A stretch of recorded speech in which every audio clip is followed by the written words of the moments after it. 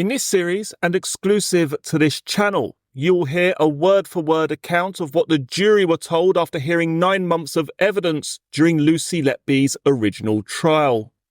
Now, with so much harmful misinformation currently being spread online and in mainstream publications surrounding this case, this series seeks to provide for the first time exactly what transpired in court. That means no ill-informed commentary or any bias, simply the evidence as presented during the trial itself. This video has been made possible by the purchasing of court-approved transcripts, further details of which can be found in the video description box below. What you'll hear next is a detailed summary of the prosecution's case against Lucy Letby. This took place at Manchester Crown Court and was conducted by Nicholas Johnson, KC. We move on to the case of Child P. Dr. A told us that Child P was born in very good health. He needed no active resus, very little intervention. He was in normal room air from 6 minutes of life. Initially, he needed no respiratory support. He and his brothers were treated for presumed sepsis. The decision was made to stabilise his breathing through the use of CPAP and give him IV fluids for nutrition. You will remember that it was his case which caused confusion with several witnesses as to when it was he came off breathing support, and I will come back to that because it's important. On June 22nd, Yvonne Farmer looked after Child P, and he was doing so well that at 11:45 that day, Dr. B decided to have a trial of taking him off CPAP and trialling him on Optiflow. His gases were excellent. The following day, the 23rd, this is the day that Child O died, at 0600 hours Child P was taken off Optiflow. From that point on, in other words 6 AM on the 23rd, Child P needed no breathing support. By 10 AM at 36 hours of age, Child P was self-ventilating in air. You will find that in the note of Dr. Cook at tile 64. His antibiotics were stopped, he was being partially fed with expressed breast milk, and both Dr. Cook and Dr. A referred to that examination at 1000 hours as unremarkable. So this is the morning his brother was murdered by Lucy Letby. At the end of the day shift, and after Child O had died, at 1800 hours there was a further examination by Drs. Gibbs and Cook. When he arrived on the unit at the time of Child O's death, Dr. Gibbs told you this. I remember feeling uncomfortable when I arrived on the unit and saw Child O, and I thought, oh no, not another one, because I'd become increasingly concerned. I know that my consultant colleagues shared this concern. But I've been increasingly concerned at the accumulating number of unusual, unexpected, inexplicable deaths and collapses that have been happening on the neonatal unit, and the fact that staff nurse Letby had been involved in all of them. On examination, Child P's abdomen was full, mildly distended, with no tenderness. And this was at about the time that Lucy Letby recorded feeding Child P. You will see that in the fluid balance chart. You can imagine that, can't you, ladies and gentlemen, that with his brother having just died, with the consultants scratching their heads and worrying, looking at Child P and wondering what was going on, that Lucy Letby would tell the student nurse to crack on with feeding his brother.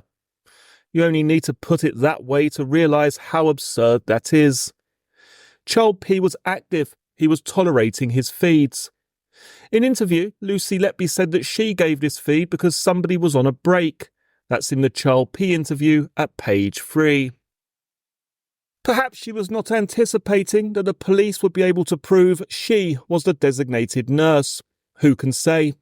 It's a variation from I was standing in for someone who was on a break to the student did it.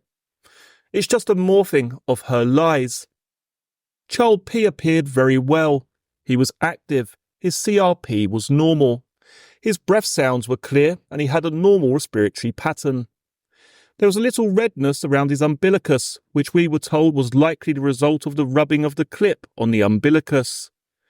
According to Dr. Gibbs, he was remarkably well, very well grown for a triplet, excellent for a triplet baby. And the plan was modified to a more cautious one because of what had happened with Child O. A number of blood tests were undertaken at 1845, which is TAL 145, and those blood tests would not normally have been done. But what they show us is that there is no evidence of infection. As a precaution, Child P was put onto antibiotics.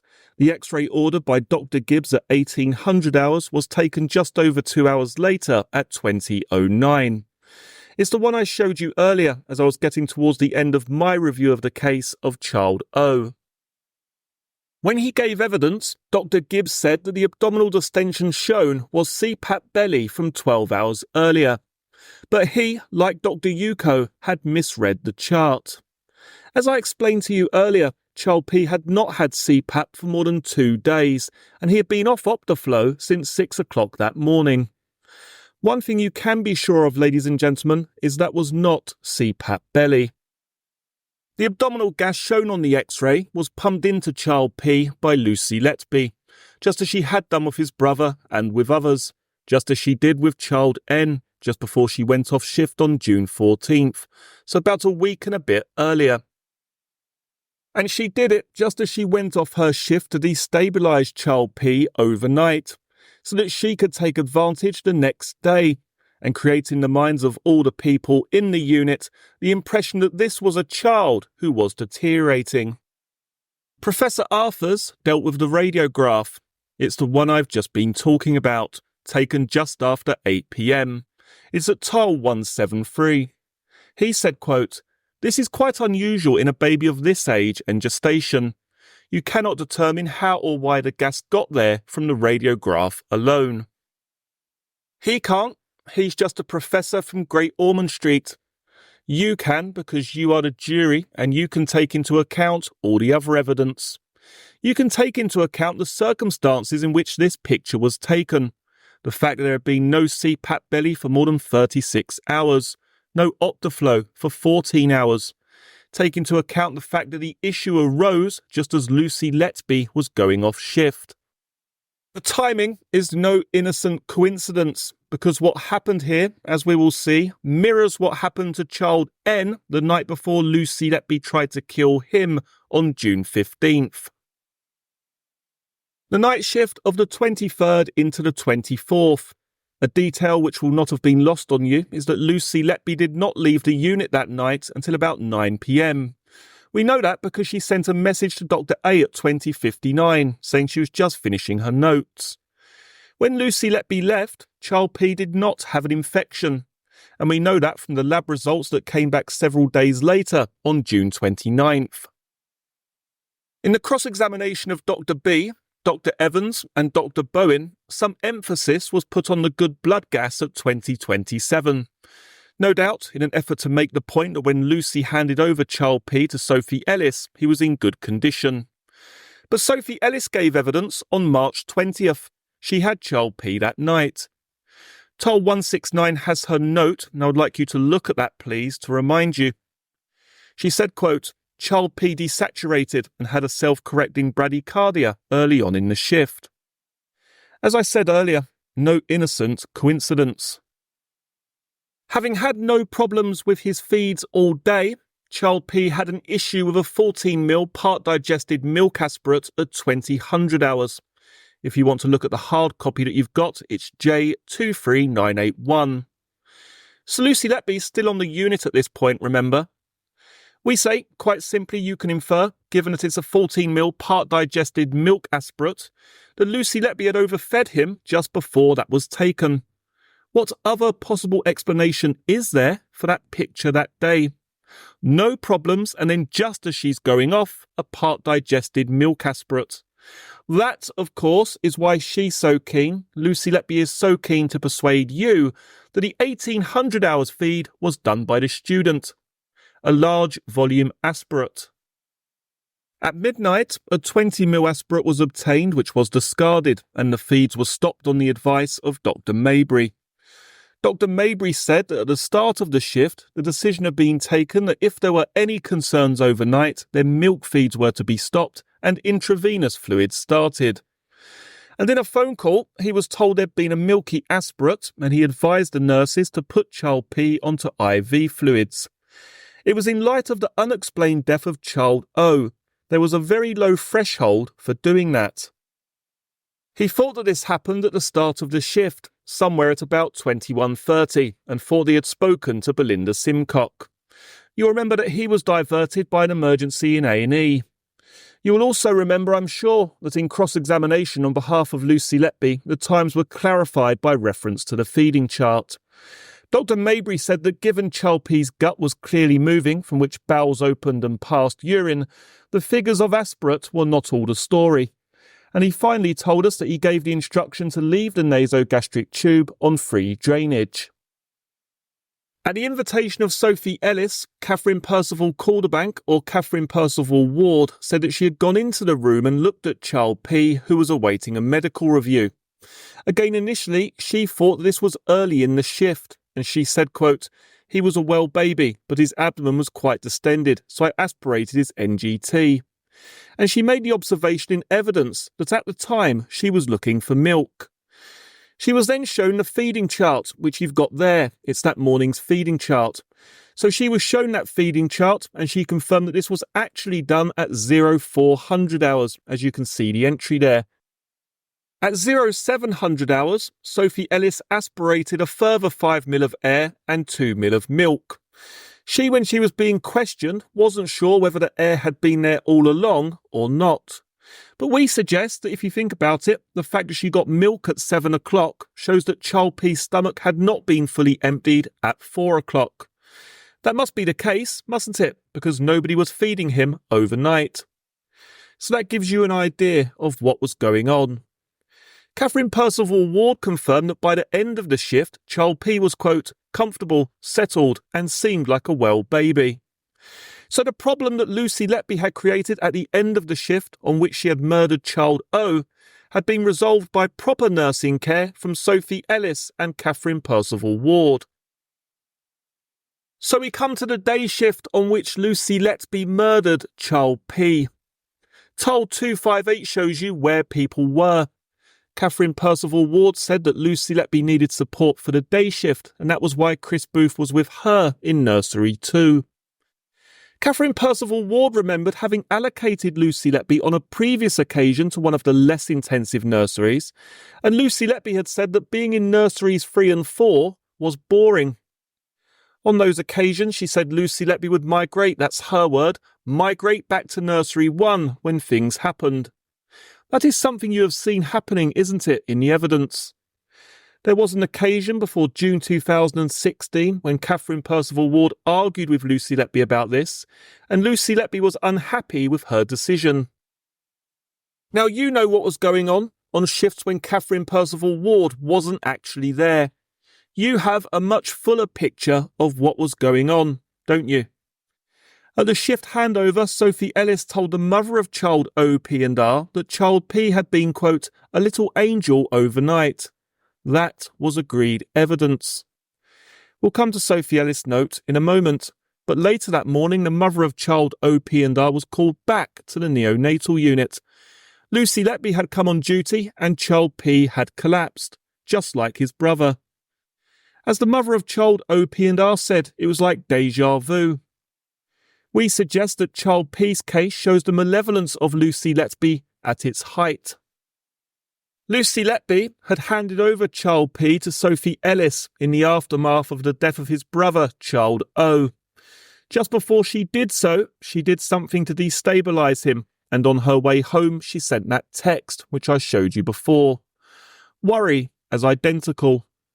This is gaslighting at its very best, or very worst, isn't it? She was laying the ground for her attack on child P. What had happened overnight with child P, as I say, mirrored what happened with child N. Tile 249, please, from child P sequence. Sophie Ellis note made at 0639. Abdo has been soft and non-distended. 25 millilitres of air aspirated by Kate Ward, NGT placed on free drainage. There was nothing wrong with child P by the end of that night shift. The NGT was on free drainage, which means that if there was any naturally occurring gas in the stomach, it would ventilate through the NGT. Sophie Ellis had fixed the problem. but because Lucy Letby had decided that child P was going to die, and because she wanted people to believe that there was some sort of issue that the brothers had in common, she decided to use the template that had been established the day before. If we look at Lucy Letby's nursing note for child P at 8 o'clock on June 24th, quote, abdomen full, loops visible, soft to touch. That, of course, wasn't written until quite some time later that day. 13 hours later, as a matter of fact, that was written. It was a fabricated note to create the illusion of the ongoing problem, the problem that hadn't existed at 06:40 that morning. When you're looking at that note, ladies and gentlemen, do you remember what Sophie Ellis had written the day before as she signed off child O at 7:32? What she had written was, abdo looks full, slightly loopy. So it's the nursing equivalent of copying somebody else's handwriting. So the problem that had disappeared overnight had apparently reappeared immediately at the handover, out of nowhere, in a child whose nasogastric tube was on free drainage. If child P really did have an issue at 8 o'clock that morning, we suggest that Lucy Letby would have escalated it immediately, given what had happened to child O the previous day. But she didn't escalate it because there wasn't a problem. There was nothing to escalate. She was texting Dr. A at told 267 please at 8:19, quote, watching them both like a hawk. This is after the time that she is putting into the nursing notes as child P having slightly loopy bowels. If you look at the text she sent just before that, at told 264, she was telling Dr. A, quote, I've got child P and child R, so babies P and R. No mention to her friend that there's a problem with child P. If there really had been an abdominal issue, given what had happened to child O the day before, she would have told him, wouldn't she? You know from the other evidence she was desperate to get him into the unit. There was no problem. And this plays in due course to child Q, doesn't it, right at the end? Do you remember? She said this, the reason I didn't feed child Q at 9 o'clock is because I was going to escalate it to the doctors. The same thing is happening time and time again. Dr. B spoke to Dr. Maybury about child P's overnight abdominal distension at the handover, and there was no suggestion of the fact that it was an ongoing concern. And yet in interview, you'll find it at pages 6 and 7 of the child P interview, Lucy Letby said that the bowel issue was obvious at handover, and she was told by the nurse in charge to wait for the ward round. A lie. Cover for her lying nursing note entry and lies to the police about it. Chris Booth, who was looking after child R, who was incredibly stable, fully monitored, and in the far end of the nursery where an eye could be kept on child R. Child P was on no sort of respiratory support. How does that fit with what Lucy Letby was saying in the note? How does it fit with what she was saying in interview? At 9:35, and this is told 289, Dr. Yuko did a ward round and examined child P. He found a moderately distended abdomen with bloating. And you'll remember that in cross-examination, Lucy Letby said that the loopy bowel had been visible at this examination. And she claimed initially that Dr. Yuko saw the loops as well. But then we checked the note, do you remember? And there it wasn't. No mention at all from Dr. Yuko. Dr. Yuko said that child P's abdomen was soft on examination and that his skin was slightly mottled. Dr. Yuko ordered a series of blood tests, including ammonia, which was to deal with the possibilities of a metabolic condition. And Dr. Yuko's impression was that he needed to keep an eye on child P, although he wasn't particularly unwell. Dr. Yuko's principal concern seems to have been the possibility of an infection or NEC, but there were no other concerns. Dr. B said there was nothing of concern, although the abdomen was a little bit distended. And although she didn't examine child P, Dr. B suggested screening him to include a test for metabolic disorders, which ties in with what Dr. Yuko was telling you. Dr. B then went to speak to the coroner about child O. Here we have yet another example of Lucy Letby falsifying the notes to make the situation of a baby look worse than it was. In the nursing note recorded after Child P's death, Lucy Letby recorded that Child P had been neopuffed for a minute before he was examined by Dr. Yuko. We suggest this is a deliberate misrecording, timing a minor collapse 10 minutes before the major collapse at about 9:40 or so. The record, abdomen becoming distended, is Lucy Letby's way of covering what she did. It was becoming distended because she was pumping Child P with air. Dr. B said in terms of what Dr. Yuko had seen at 9:35, it did not explain why 10 minutes later Child P crashed, his heart stopped, and so did his breathing. And this is deterioration number 1 for Child P. Chris Booth recalled the monitors going off for Child P and said that Dr. Yuko and Dr. A were around with himself, Lucy Letby and Rebecca Morgan, the student, in the room. And he described Child P as dusky and mottled. But we suggest, for reasons that will become apparent, that he was wrong about who was there when this happened. Tile 295, please. This is Dr. A's note. This shows that he was called to the neonatal unit and arrived at 9:50. Apparently, it wasn't an emergency. It was just come quickly, as he put it.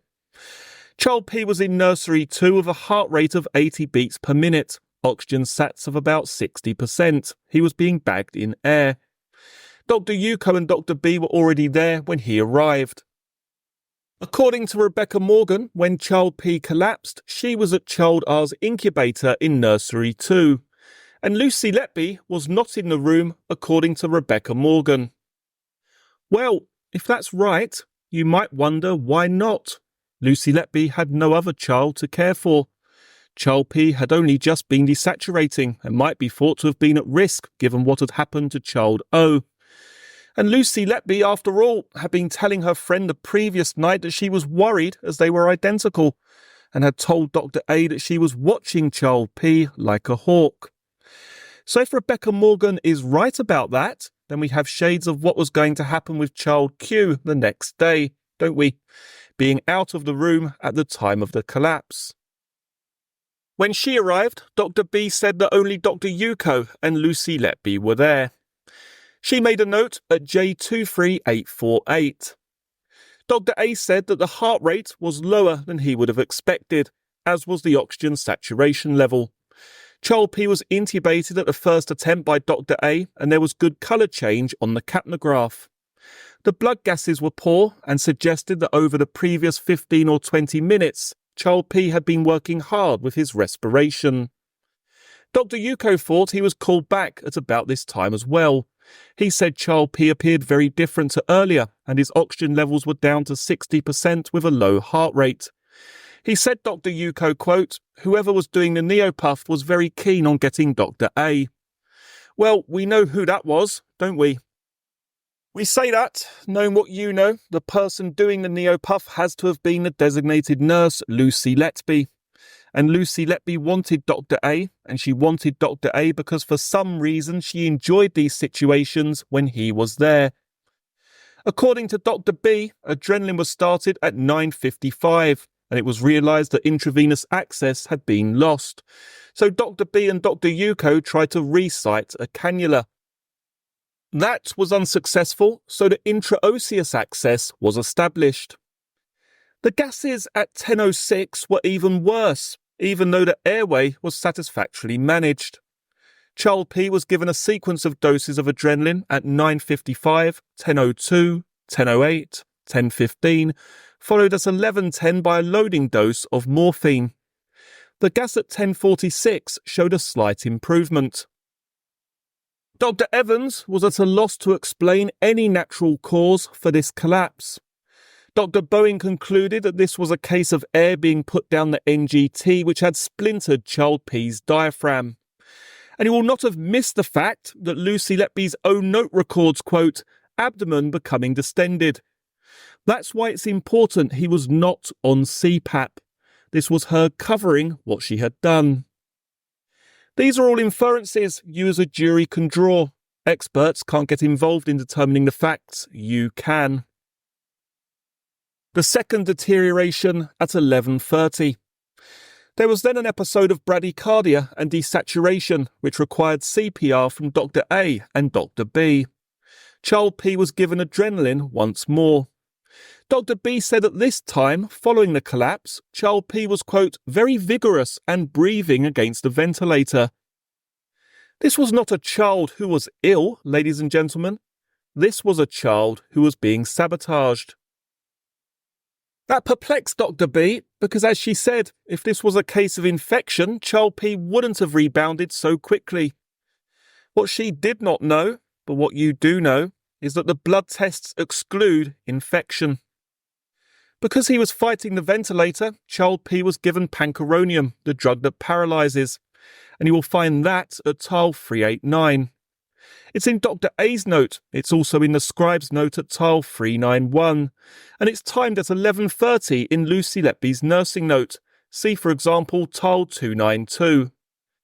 This is really important, this timing, ladies and gentlemen. Pancuronium at 11:30.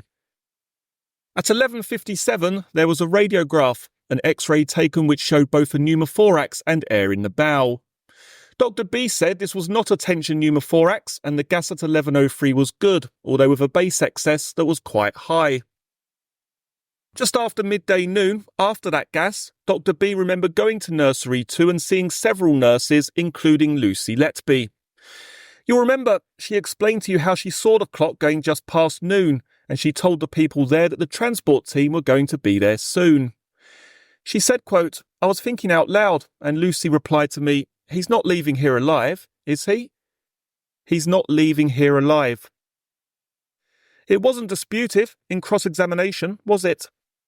It was suggested in cross-examination that this was an expression of concern. Concern. But that's not what Lucy Letby said in interview. In police interview, she said that she couldn't remember saying it to Dr. B. She claimed, Lucy Letby, that she wouldn't have said that unless Child P had been really sick at the time. She then said that when he started to deteriorate, she did think that he wouldn't leave alive. So in other words, Lucy Letby was saying that what Dr. B said she said at midday was something she didn't remember saying, but was thinking later on. Work that one out. In cross-examination on the 8th of June, Lucy Letby agreed when I suggested that to say such a thing was not the done thing in the medical world. And she repeated then on the 8th of June that she didn't remember saying it. So where did the suggestion made to Dr. B that this was an expression of concern come from? We will never know. Well, ladies and gentlemen, she did say it. She didn't dispute it. But going back to my favourite question, why did she say it? The answer... There is only one answer, isn't there? Because by this stage, she knew the end game. She knew what was going to happen. She was controlling things, she was enjoying what was going on, and she was happily predicting something that she knew was going to happen. She, in effect, was playing God. And Dr. B's response? Don't say that, he's just had a good gas. As Dr. B said, I thought we were winning. There was no reason for this comment. Dr. B said the comment was, quote, highly unusual and that making such comments was not something that we do. Dr. B said that that remark was shocking, and importantly we say you need to put this comment alongside Lucy Letby's later excitement after Child P had died. We will get to that. Before we get to that, most importantly in terms of working out who was responsible for what was going on, we get to the circumstances of Child P's collapse at 12:28. Dr. B told us that the adrenaline infusion started at 12:20. This is the one that ties in with the pancuronium at 11:30. Dr. B and Dr. A took a quick time out and went to make a cup of tea when somebody shouted for help. They, that is Dr. A and Dr. B, were both out of the room when this collapse happened, and Lucy Letby, of course, was in the room with Child P. Dr. B said, quote, it looked like this child who'd been paralysed with pancuronium had dislodged his ET tube. In cross-examination, Dr. B admitted of the possibility that the tube was blocked. Well, if it was blocked, it was blocked within a very short period of time, because it had been put in by Dr. A at 9:50. And when you're considering this piece of evidence, ladies and gentlemen, you're entitled to look at all the surrounding circumstances, something which the experts are not entitled to do. You can take into account the apparent coincidence of this happening at the precise moment that the two doctors had left the room. You can take account of the fact that it happened only when Lucy Letby was in the room, no one else in the room. You can take into account the fact that a short time before this event, Lucy Letby had said, "He's not getting out of here alive, is he?" And you can take into account the fact that that remark was made within 13 to 28 minutes of this incident. Significantly, Dr. A wrote that there was poor colour change to the capnograph. He didn't write that the tube was blocked because we suggest it wasn't blocked. Lucy Letby had moved it. As the nurse, Lucy Letby made no record of it being blocked because it wasn't blocked, and so Dr. A reintubated. CPR was recommenced. Child P was given a number of adrenaline boluses for a peripheral cannula. The desaturation and bradycardia were accompanied by a profound colour change indicative of a circulatory problem. A chest x-ray at 12:30, and you'll find Dr. A's note at tile 435, showed a right-sided pneumothorax, which I think we saw just before, which was decompressed with a cannula, what you now know as a needle for a centesis. Dr. A thought that a pneumothorax was a possible consequence of Child P fighting the ventilator at an earlier stage of treatment, and he was then given fluids and dobutamine to maintain his blood pressure and his cardiac output. Dr. Bowen thought that although the pneumothorax may have contributed to Child P's collapse at this point, the collapse was not caused by the pneumothorax. We say, frankly, ladies and gentlemen, it was Lucy Letby moving the tube. Dr. Breary finished his cardiac clinic at 1300 hours. You'll remember he was the cardiac specialist at Chester. He conducted an echocardiogram at 1330. Child P had a normal heart and normal great vessels leading from the heart with no evidence of any congenital heart disease or pulmonary hypertension. And in effect, he eliminated any heart problem as the reason for what was going on with Child P. The following week, Dr. Breary reviewed the circumstances of Child P's death. He could find no reason for what had happened, and he said that he regarded the events of that day as being very exceptional. Treatment for Child P continued with drugs to combat presumed infection, which we know didn't exist, and also to support blood pressure and cardiac output.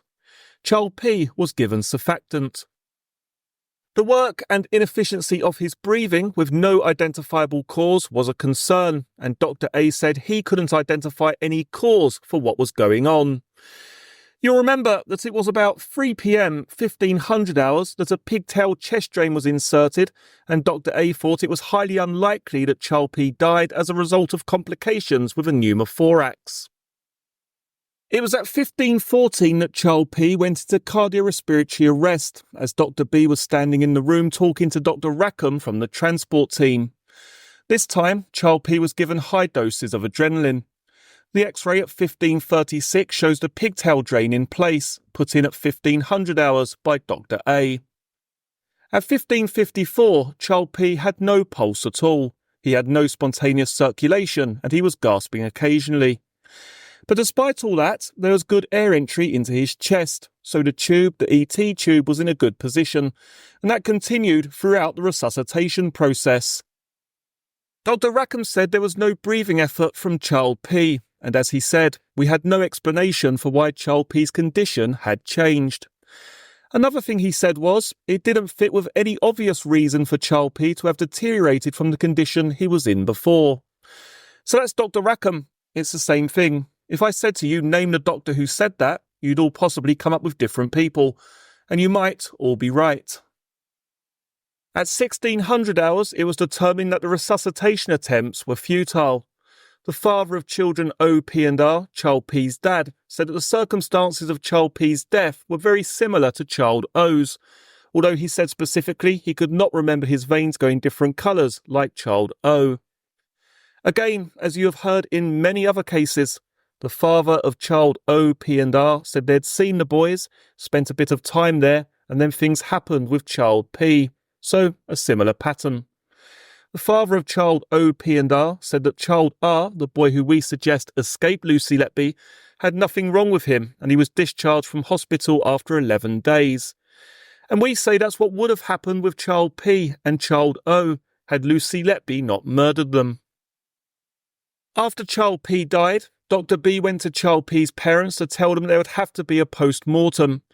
And Dr. B said at that point, Lucy Letby was, quote, almost very animated, asking about a memory box. She seemed so excited, said Dr. B, and her behaviour seemed very inappropriate. Lucy Letby was enjoying the drama. She was enjoying the control, and she was enjoying the extremity of the grief that she was causing to other people. Dr. B said that in the aftermath of child P's death, the father was sobbing and begging Dr. Rackham to take child R. And Dr. B too asked that child R be removed from Chester because, quote, I thought that was the only way he was going to live. Dr. B was worried and she did not understand what had been happening. What she had seen defied her experience as a consultant, and it was not normal from a medical point of view to explain what had happened. Dr. Gibbs told us that he was extremely concerned to hear of child P's death and that he wouldn't have expected it at all. Dr. Rackham decided that moving child R to Liverpool was a good idea in the light of what had happened to his brothers. Child R, of course, was on high flow, he was pink and active. There was a debrief led by Dr. Rackham after child P's death. This was to identify anything that had been missed and to look out for the well-being of the staff. And nothing was identified clinically to explain what had happened. At the debrief, Dr. Brewery asked Lucy Letby how she was feeling and suggested that she perhaps needed some time off. But she didn't appear to be upset, according to what Dr. Brewery said, and told him that she was due to work the next day. And that caused Dr. Brewery real concern, given her connection to these unexplained events. We move on to the expert evidence. Dr. Marnaridis gave evidence on March 30th relating to the post-mortem of child P. And you'll remember the liver injury that he had, not as severe, but a liver injury nonetheless, like child O. Dr. Marnaridis told you that when he gave his opinion, he did not look at one child case in the context of another. And this is the important difference between you and him. It was suggested on behalf of Lucy Letby to Dr. Marnaridis that the liver injury could have been caused by CPR. Dr. Marnaridis was prepared to accept that as a possibility, looking at the case in isolation. We say, however, that not only is the coincidence too much for child P to have suffered that injury accidentally, but it's also clear that at the time those who were involved in his resuscitation were very careful in what they did. And the text messages sent by Dr. A to Lucy Letby, we suggest, exclude the possibility of child P's liver injury having been caused accidentally. More importantly, perhaps, Dr. Marnaridis said there was no evidence at the post-mortem of any naturally occurring disease or condition that would account for child P's collapse and death.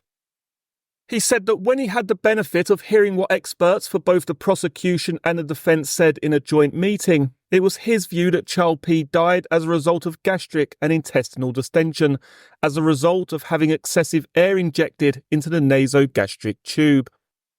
As he put it, there was no clinical or pathological pathway to explain a natural cause of death.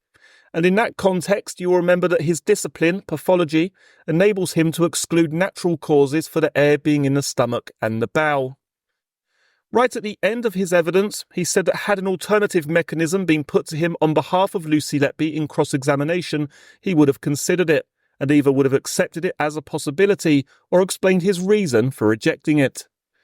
And it will not have escaped your notice that other than the CPR in the case of child O and P, he was never asked to consider any alternatives. That, we suggest, speaks volumes. There are no alternatives. Dr. Evans took us through a summary of the chronology of child P's progress from birth to the collapses and his death. And his view was that there was no natural causes, and that the reason for what happened was that he was injected with air down the nasogastric tube. When he was cross-examined on behalf of Lucy Letby, it was suggested to Dr. Evans that he had invented an extra dollop of air just before the initial collapse. I think, to be fair, the word dollop originated from Dr. Evans. This, we suggest, is where the false entry in the nursing note made by Lucy Letby is so important. And this is something that we suggest that you as a jury can take into account. If you accept Sophie Ellis' uncontroverted evidence that there was no air in Child P when she left at the end of that night shift, then you can go on to consider, first, that Lucy Letby made the loopy bowels note falsely, suggesting there was. Second, that she was texting Dr. A, claiming to be watching like a hawk at the time her later made note suggests there was air in the loopy bowel, but she didn't mention the air. Third, if there was no air, then her suggestion in interview that she had a conversation with the lead nurse about it must be a fabrication. Fourth, in her nursing note, she falsely recorded having used the Neopuff either before or during Dr. Yuko's first examination at 9:30. Fifth, if you accept Dr. Yuko's evidence about his 9:30 examination, Child P was fine, and yet by 9:35, Child P had collapsed. Child P had no naturally occurring problem that could have caused that sudden collapse, and so Dr. Evans was right. Dr. Bowen reinforced Dr. Evans' opinion by comparing the contents of Sophie Ellis' note at 6:39 with what Lucy Letby said was the position in the note you have on screen. Dr. Bowen also pointed out that in the interim, the nasogastric tube had been on free drainage, which would have decompressed the stomach if there was any naturally occurring problem. It's a point I think I made earlier. Dr. Bowen also pointed out the apparent discrepancy between Lucy Letby's notes, which suggest having had to neopuff Child P just before Dr. Yuko's ward round, and the fact that this does not appear to have been mentioned to Dr. Yuko. After all, given what had happened to Child O, if you had just neopuffed a child that you just called a doctor to see, as a designated nurse you would tell the doctor, wouldn't you? So the fact that that didn't happen speaks volumes. Given that in interview, Lucy Letby suggested that she was waiting for the doctor to do the ward round to raise the possibility of there being an abdominal issue, this is, we suggest, inexplicable, other than it being yet another example of a false record in Lucy Letby's nursing notes, designed to make Child P appear to have some naturally evolving problem which covered her criminality. Dr. Bowen described the pattern of extreme collapses necessitating the use of adrenaline followed by a rapid recovery as being very abnormal. It's a pattern of what was happening to Lucy Letby's babies. Dr. Bowen had decoded the adrenaline prescriptions, you'll remember, and concluded that the adrenaline infusion was doubled at which had been intended. But despite that, Child P's heart still failed. And because there was no plausible explanation either for the distension, the gas, or the nature of the extreme collapses, followed a couple of times by good recoveries, Dr. Bowen concluded that someone must have injected Child P with air.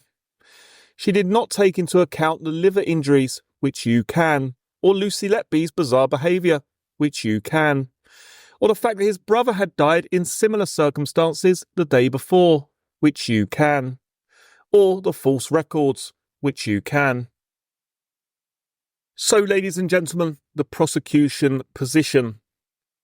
If you conclude that Child O is the victim of someone inflicting force on him to cause that terrible liver injury, then the very idea that his brother Child P died the next day with a liver injury is damning evidence against Lucy Letby.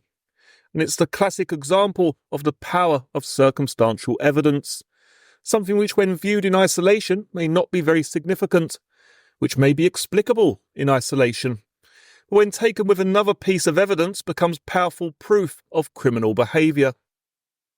Dr. B realised there was something seriously wrong going on in that neonatal unit. That is why she pleaded with Dr. Rackman. Lucy Letby predicted Child P's death at a time when the consultant Dr. B thought it was under control. How could she have done that? Why would she have done that? We say, ladies and gentlemen, that the number of coincidences here, both with what happened to Child O and with what happened to many of the other babies, is all too much to have been the product of simple bad luck. Child P and his brother Child O were murdered by Lucy Letby.